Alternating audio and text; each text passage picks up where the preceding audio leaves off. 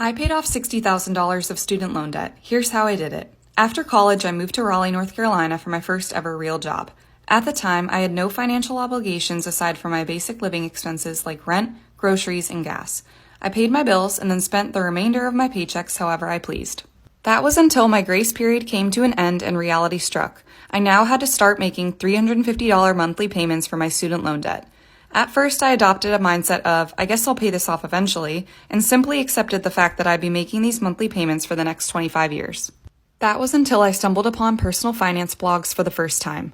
I vividly remember discovering the blogs of Mr. Money Mustache and Ramit Sethi. They helped me learn about financial independence or the goal of one day not having to rely on others, even an employer, for money. That seemed like a worthy goal to me, but first I had to get rid of my debt. The very first step I took to do that was creating a budget. Creating a basic budget allowed me to see how much money I was earning and how much I was spending. I knew if I wanted to pay off my debt that I had to widen the gap between my income and my expenses as much as possible. This meant that I had to find ways to increase my income and decrease my expenses, so I started getting creative. Over the next 3 years, I sold my clothes and accessories on Poshmark, sold household items I didn't use anymore on eBay, and babysat. I got a part-time job scooping ice cream, got a roommate for the first time since college, and canceled all memberships that I no longer used. I got rid of cable TV, stopped buying new clothes and shoes, cooked food at home, and rarely ate out. I tried to stay as disciplined and patient as possible. This journey was not easy by any means, but the financial lessons I learned along the way will make a substantial impact on the rest of my life. Are you paying off debt? Let me know in the comments and be sure to follow Imperfect Taylor for part 7 of how I live below my means. This may be controversial, but if you are trying to save money and pay off debt, you need to make a complete lifestyle change. It is not easy, and it's honestly not for the weak, but that's the only way you are going to see progress. This time last year, I was in over $14,000 worth of credit card debt. Today, I'm in about $6,700 of credit card debt. On top of paying off my debt, I'm trying to save up $10,000 to bring my mom on her dream African safari when she retires in 2 years. These are 3 lifestyle changes that have helped me pay off over half of my debt. Number 1 is you cannot be ordering out food or going out to eat. That is a luxury that you do not have if you are in debt. You have food at home, you can figure something out, get creative, cook something. The second thing is you are no longer doing full grocery store hauls. You're looking in your cabinet, you're looking in your fridge to see what is missing, and you are just picking those things up. The third thing, when you're grocery shopping, you are cutting corners. You're no longer buying caramel, vanilla coffee creamer, you are using the milk that you have in your fridge. You are no longer buying a specific type of pasta for a recipe, use the pasta that you have in your cabinet already. If you're trying to save money and pay off debt, follow along for more tips. So I get this comment a lot, and one of my cards, which is the Capital One card that I have, it has $7,800 was the balance, the starting balance. And I calculated that every single day I'm accruing about $5 in interest. And so I got this idea from another TikTok creator where she pays every single day a small amount of money towards her balance, and it lowers the total balance. Therefore, every day you're lowering the interest payments on the card, and then slowly over time it equals to a big amount paid off. And paying it every day kind of keeps me more motivated and accountable and consistent with my payments. And it's not just $10, it's $10 on top of my minimum payment, and it forces me to reduce spending in other areas so I can focus on my credit cards, if that makes sense. So try it out. Here's how I've paid off almost $60,000 in credit card debt and student loans. Like many of you, I struggled to live within my means. I was barely making money living in New York City, paying for expensive rent. I had student loan debt having gone to NYU, a private school, and being irresponsible in my 20s in New York City. All of these habits that I'm about to share with you, I learned reading Dave Ramsey's Total Money Makeover. When I started budgeting, I sat down every month, calculated how much I brought home every paycheck, and then assigned where every dollar was gonna go, how much was going towards my rent, how much was going towards food, how much was going towards nights out with my friends. I even budgeted how much was gonna go towards my credit card and my student loans to quickly pay it off. 2, I paid for everything in cash. I got rid of my credit card. It's not true what they say. You do not need a credit card for emergencies. What you actually need is a proper savings account to cover your emergencies. The general rule that I, took on was that if I can't pay for it in cash, I'm not allowed to buy it. By the way, this is a habit that I still exercise today. I do not buy things anymore unless I can pay for it immediately in cash. I do have a credit card now though, but I immediately pay it off. 3, I got aggressive with debt.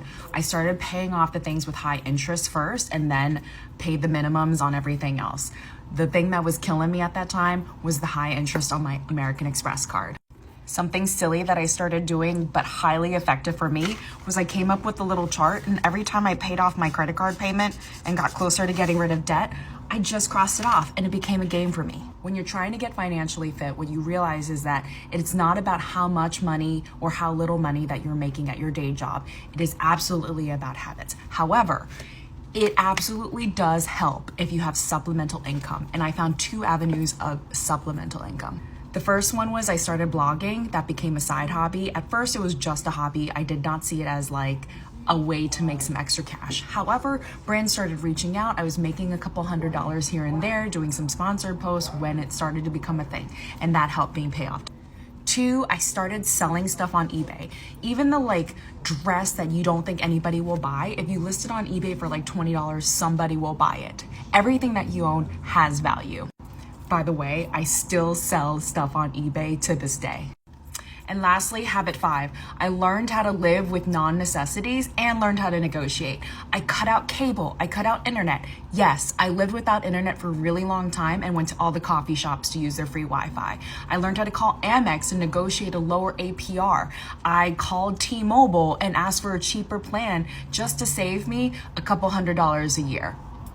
So if you're someone who's drowning in debt right now, know that it's totally possible to pay it off no matter how high your debt is. If you found this helpful, let me know if you want a part 2. Welcome to Daily POV, real talk about real life. Getting out of debt right now feels almost impossible for most people. Prices are up, rent is wild, and credit card balances keep climbing. But some are figuring it out. Not by doing anything crazy, but by making small, smart moves that actually help. In this video, we're looking at what real people are doing to finally start getting ahead. Thumbs up the video, like and subscribe, share. Now let's continue. I did it! I paid off my 2024 car in just 2 months, and I am officially debt-free once again. Here's 1. I started saving for this big purchase 6 months ago. I created a vault inside of my high-yield savings account that gave me 4.6% return every month. So that means that my money was making money on its own simply for not touching it until I reached my goal of 35K. I did all this while still paying for my monthly expenses and making smart financial decisions. No, I didn't deprive myself of fun or lattes. I was intentional with my spending, compromised, budgeted. I also meal prepped a lot. Do you guys want to see some meal prep videos? Let's do it. You're probably asking yourself, Xmar, if you had the money, why didn't you just pay it in cash instead of financing? I did the math, and the deal that the dealership was giving me was much better than if I paid in cash. Nowadays, cash won't give you the best outcome when it comes to the out the door price. Unfortunately, even with my 800 plus credit score, I still had a 6% interest on that financing. But they were able to take off $1,000 from the out-the-door price, 4 years of complimentary maintenance. Also, the prepayment penalty was only $75 at my dealership. And yeah, that's a thing. They're gonna penalize you if you pay your loan early. I saved over $3K for refusing to donate interest to the bank and planning accordingly. This is the 3rd vehicle now that I financed. Why? I'm fortunate enough now to be in a position to be helping my family financially. I gifted my first car to my sister as her first car. I gifted my 2019 Camry to my mom after her car broke down. And now I have this new baby, which I can pass down to Mila if she wants it. It's a depreciating asset. So it means that taking care of that asset will go a long way. Yes, saving for a big purchase requires a plan. Sometimes we don't have a choice when a financial hit takes us by surprise. That's why I'll never shut up about emergency funds and a high yield savings account, because it's the best thing that you can do and you don't get penalized for taking out the money. And like I always say, don't let your money traumas define you or your financial future. It is never too late to start learning and yearning for financial literacy and financial freedom. You got this, and I believe in you. Cheers! How to pay off debt on a low income. Hold up. First, you need an emergency fund of at least $1,000 kept in a high yield savings account. When you have that, list out all your debts and interest rates. If you have any small debts you can wipe out in a few months, do those first. They'll give you motivating quick wins. If your debts are all larger, start with the one with the highest interest rate. It'll be harder to see progress initially, but it'll make your debt pay off easier later. Someone who recently paid off $20,000 of credit card debt. Yes, you heard me correctly, $20,000 of credit card debt. And I recently paid off my car, so here are all of the lifestyle changes that I've done and all the things that I've stopped spending money on to help me achieve that goal. Just a little backstory and a little context, because you're probably wondering, how does someone even acquire that much credit card debt? It's actually very easy to do if you're not responsible. I had just gone through a very nasty breakup. I had to find an apartment very quickly to live in. Ended up moving in somewhere that I just genuinely could not afford. With the lifestyle that I was living, still going out with friends, still spending money, still going out to eat at expensive restaurants, filling my sad void of being heartbroken just by keeping busy, and that is how I acquired that much debt. I also did move back in with my parents a year ago, but I don't want you to get it twisted. I'm not out here living for free under my parents' roof. I am a working adult. I pay them almost $600 a month, and I buy groceries, so I'm not freeloading. So these are all the things that I've done in addition to having a very reduced rent. Number one is I stopped spending my money on alcohol. You really don't realize how much alcohol adds up until you get your bill at the end of the night, and your alcohol bill is the same, if not more, than your food bill. I don't really go out to nice restaurants, but whenever I go out to eat, or if it's a nicer restaurant, I always have a one drink rule. I always have one social drink just to have a social drink with my girls, so I'm not the only one that's not drinking at the table. And I just drink it very slowly, and I make sure to enjoy it, because there's no need for me to be guzzling down alcohol and ordering multiple drinks. It is extremely rare that I'm ordering more than one drink unless it is a big celebration or someone's birthday, or if I'm at a friend's house or my own house and we have bottles of wine. It is a much more affordable way to drink. And this is specifically for restaurants that charge you $15+ for one singular drink. So if I go out with my girlfriends and it's a cheaper bar and it's like less than $10 for a drink, I'll definitely order like 2 or 3. But at restaurants, it is the biggest waste of money. Number 2 is I don't spend money on food delivery services like Grubhub, Uber Eats, or DoorDash. I just don't believe in them. Like one time I did DoorDash and it was $35 for a Chipotle bowl, and I don't know, it just really rubbed me the wrong way that the delivery fee was more than my actual bowl itself. And I truly believe that if I want to eat out that badly or get fast food that badly, I can get myself in my car, go drive it, and pick it up myself. And that's not to say that I don't eat fast food ever, because I get Chipotle all the time. It's my favorite, but I just feel that if I want it that bad, I need to stop being so lazy, get my ass in my car, and go drive to get it myself. Same goes with Starbucks, but I rarely ever get coffee out. I am a Latin woman. As white as I look, I am a Latin woman, and I need to have a very strong coffee in the morning.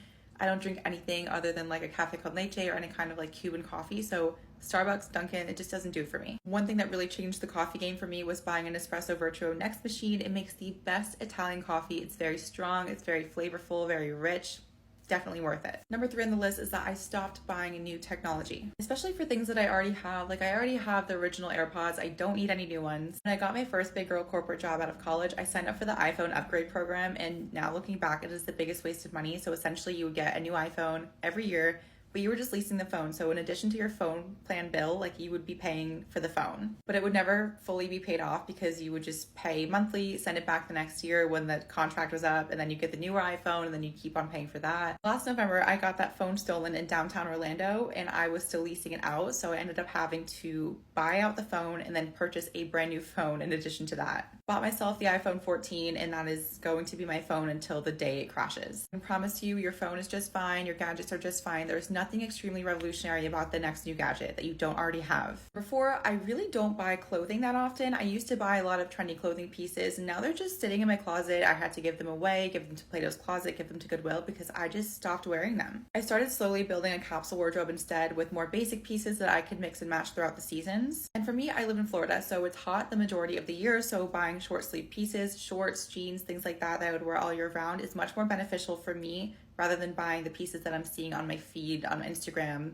all the time. And a lot of the times, those trendy pieces are very low quality, or they're from Shein, fast fashion sites, so they're just not going to last you anyway. So even though they're cheap now, you're going to be spending more later when those pieces break and you have to buy a new one. Number 5, I stopped spending so much money on brand new skincare and makeup, which I know is crazy because I'm primarily a makeup and skincare influencer, and I used to be the kind of person that would go buy the newest skincare, the newest makeup. If I saw it was trendy, I used to go buy it. Now I have a very strict rule for myself. I'm not allowed to open a new bottle of makeup or skincare until the one that I'm currently using is finished. And that goes for PR products as well. For example, I already am using a hypochlorous acid spray, and I just received 2 new ones in the mail as PR gifts, which I am very grateful for, but I will not open them until my current one is finished, no matter how badly I want to try it and show you guys how it works. Number 6 on my list is overly hyped trendy supplements, especially those greens. I used to buy those Bloom Nutrition greens all the time, and they're so expensive. Do they really work?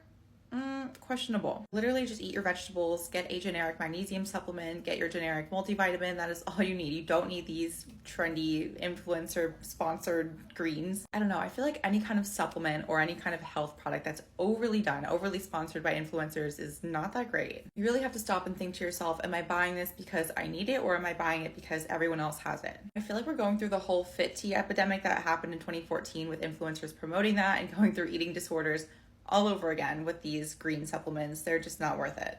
Should I save first or pay off debt first? You should save first. Your emergency fund is your number one financial priority. 3 months of living expenses in a high yield savings account. Even if you have debt, even if you have a lot of debt, your emergency fund is still your number one priority. I don't want you going into more debt trying to pay for an emergency, because one will inevitably happen. Like in Payoff, a high yield savings account, I recommend. Get started. A lot of people think you need thousands saved up to start paying off debt. The ones making progress are doing it step by step. Paying off the smallest balances first, tracking every expense, using cash instead of cards, and saying no to random spending. It's about being consistent. Comment your thoughts or tips below. Okay, now guys, let's continue. I'm coming on here to talk about ways that I've saved money while paying down debt in the summer. So here are a few things that I do. First things first, I go to only happy hours, and you know, while you're paying off debt, most people are telling you don't spend money at all. I just feel like that's not sustainable for everybody. Like Dave Ramsey's method does work, of the snowball method, but I don't believe in living on rice and beans unless you're living paycheck to paycheck. You can not treat yourself, but you can take a break a little bit here and there. But if you're gonna go out during happy hour. Who doesn't love discounted drinks and food, you know? 2, we are gonna be doing free events outside. So there's all sorts of free events. Like if you guys live in a really nice area, I live in the Midwest, like there's always stuff to do outside, and I just go on Facebook events and I look at stuff. Like free events are fun. You don't have to spend money at those type of things. 3, we're not leaving our AC on all day and all night. Okay, I live in an area where sometimes it gets cooler in the night, so I can turn it off. Unless you live in a state that you have to have the AC running all the time, I would recommend like trying to open a window and putting a fan in during the night and then turning the AC on in the morning. Honestly, I live in an apartment and that has saved me so much money. This might be different for other people. 4, what we're gonna also do, instead of spending money or being bored and shopping, we're gonna go outside and gonna take a walk. We're gonna go outside and exercise. We're gonna go outside and run. We're gonna do something other than just scrolling on your phone, because that does nothing. And I know you're gonna want to be tempted to shop. Don't do it. Like, it's not worth it. Just go outside. It's beautiful. Whatever you need to do. Lastly, don't forget that I know it's summer and it's hard. People are doing no spend years in the summer. Honestly, I don't think that's sustainable. Like, you lose so much quality of life when you do that. So what I would recommend is give yourself like a day or 2 days out of the month to get yourself a little bit of something. It doesn't have to be expensive. I'm not talking about spending $100 to $200. I'm talking about just spend $5 that day on yourself. Like, we can do just no spend weeks, but I wouldn't say do a no spend month. That's really hard in the summer. I always say I'm gonna work hard. I'm not gonna spend any money unless it's like holidays or birthdays during the winter time to slash like into the springtime. But other than that, your girl is not gonna lose out on her 26-year-old life getting older just thinking about money all the time. And as much as you try to reduce your budget and like save money, yes, save money for the future emergency funds, but don't try to reduce your budget so bad that it causes you to lose quality of life. Like, that means you need to increase your income, not reduce expenses. Like, there's so much you can take out of a budget, but that just means you need to add more income. And I will say summer is a good time to make money. Like, that is where majority of a lot of people make money, is in the summer. So find your side hustles, find your money. I have 3 of them. Like, girl, we are not losing out on quality of life over freaking summer. Like, Still live your life, but do it frugally. Here's my game plan to pay off almost $54,000 of debt, and it is not using the debt avalanche or snowball method. So both of these methods include making the minimum monthly payments on all of your loans, but the snowball method focuses on paying off the smallest loan first. So for me, that would be this one here. Whereas the avalanche method focuses on making extra payments on the highest interest rate, which for me would be this one right here. So when I sat down to do my debt payment plan, I decided that neither of these were quite right for me. I decided that what was right for me was to have the lowest minimum monthly payment possible so that if I ever lost my job, I wouldn't have to worry about those high monthly payments, and I also wouldn't have to factor them into my emergency fund. So we can see here that my highest monthly payment is actually my car at $187. My game plan is to pay that off in the next 6 months, and then I'll be able to take that entire $187 and redirect it towards this one with the next highest monthly payment. And make sure you follow along. I'm hoping to do more updates on how this is going throughout the year. If you've ever wondered whether or not you should save for the emergency fund or pay off debt, watch this. Always, always, always start with your emergency fund. If you're still in debt, aim for an emergency fund of 2 to 3 months of living expenses. Once you become debt-free, aim for an emergency fund of 6 months of living expenses or more. The emergency fund is there to keep you from using debt and keep you from growing any existing debt. While you're building 2 to 3 months of living expenses into that emergency fund, make minimum payments on all the debt. And I'm sure you're thinking, but making minimums on my debt right now is just really, really scary. Can't I do both? And you could do both, but it's going to slow down your progress. Imagine trying to put maybe $100 towards the emergency fund and $100 extra towards the debt, and then your car breaks down, or you lose a job, or a medical emergency happens. You'd have to completely deplete your emergency fund and potentially put more on your credit card, which only adds to your existing debt. You might also be asking, why 2 to 3 months? That's because $1,000 in an emergency fund is simply not enough. 2 to 3 months of living expenses is great coverage because it can give you enough runway in case you were to lose the job and have enough for most major emergencies such as a car repair, your phone gets broken, the furnace goes out, etc. You might also be asking, where should I keep this money for the emergency fund? It should be kept inside an account that is liquid and easily accessible.